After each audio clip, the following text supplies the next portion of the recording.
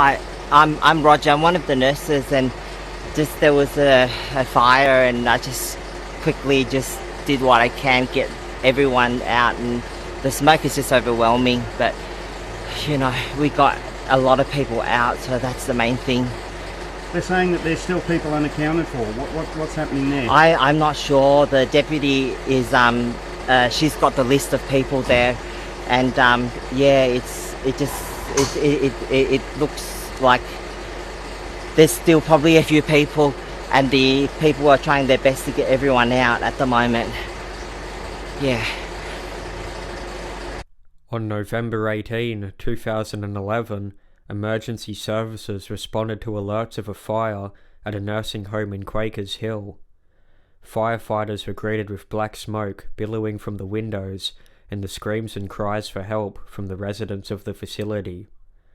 In the A1 wing, the fire was so intense that despite wearing protective gear, the firemen had to drop to their knees because it was too hot to stand.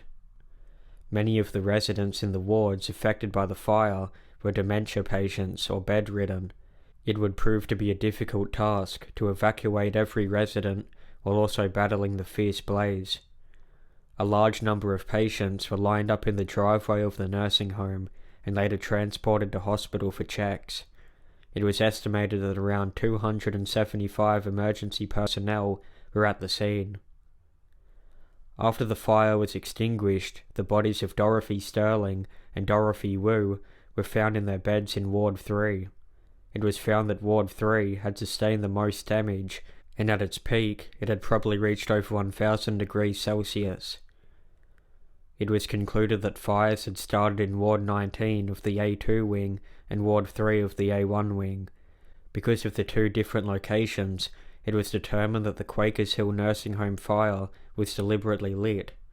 11 residents aged between 73 and 97 died as a result of the fire from burns and respiratory failure.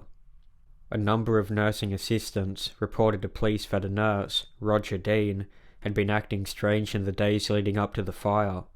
He would come to work with a blank face. One nursing assistant noted that she saw a thick build-up of white substance in the corners of his mouth. She speculated that the 35-year-old was using drugs. The assistant nurses noted that Dean would give residents their medication without them asking for it, and suspected that he had been giving the patients mild medication in order to mask his use of powerful medication such as endone. Roger Dean had been a registered nurse since 1996 and had previously worked at St. George Hospital.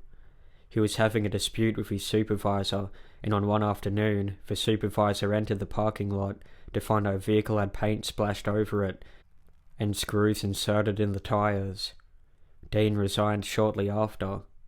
He would also resign from his nursing job at the St. John of God Hospital, following complaints that he appeared sedated. In September of 2011, Roger Dean applied for the nursing job at the Quakers Hill Nursing Home. He handed in a resume but failed to mention his time at the St. John of God Hospital and had out-of-date references. Despite this, he was given the job, mainly due to his preference to work the night shift. On November 16, the assistant nurses noticed that Dean was spending a lot of time in the treatment room, by himself, with the door closed. It was discovered that Dean had spent over 2 hours of his shift in the treatment room. The next night, an audit was done on the nursing home's medication. It was found that the counts of endone did not match with the numbers listed against a patient's name, and that endone tablets were missing from boxes.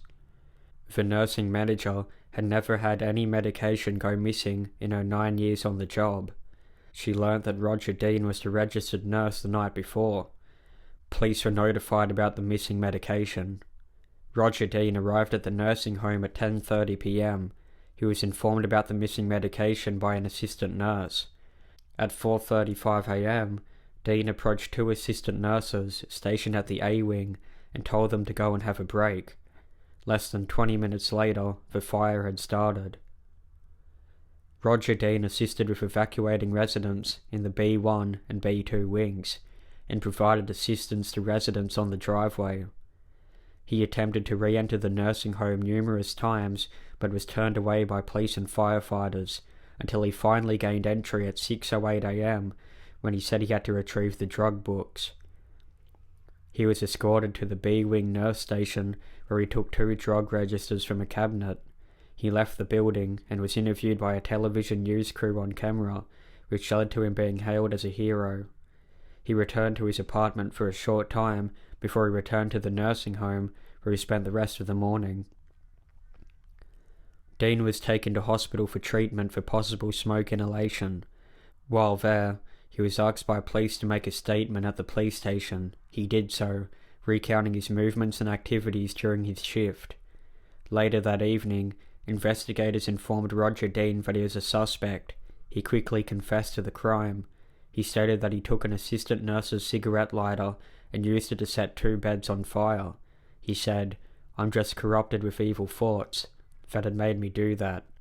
Satan said to me that it's the right thing to do." While he confessed to lighting the fires, Roger Dean denied stealing the medication. On November 21, police searched Dean's home and located 203 whole endone tablets, 28 part endone tablets, and 1 Capanol capsule. It was determined that Roger Dean was a prescription medication abuser and had lit the fires in the nursing home to hide the fact that he had stolen the medication. When he gained possession of the drug registers, he returned home, put them in a garbage bin before returning to the nursing home. On May 27, 2013, Roger Dean pleaded guilty to 11 counts of murder and was sentenced to life in prison without the possibility of parole.